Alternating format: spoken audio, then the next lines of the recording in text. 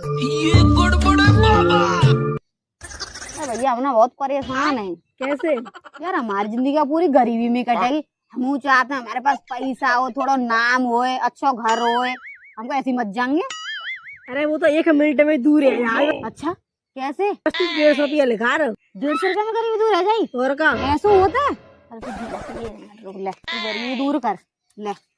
चलो मेरे संग। चलो भाई देखो अब मैं क्या करता हूँ। चलो भैया 150 रुपया हम गरीबी दूर कर रहे हैं। ये क्या हो गया? देख कितना बड़ा मेरा बंगला है, काफी गाड़ी है और मेरे में बहुत सारा पैसा है।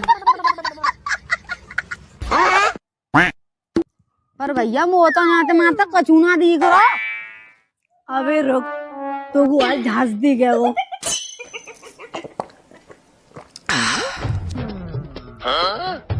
दवाई बस आज लेके हमें दवाई जाना है यार।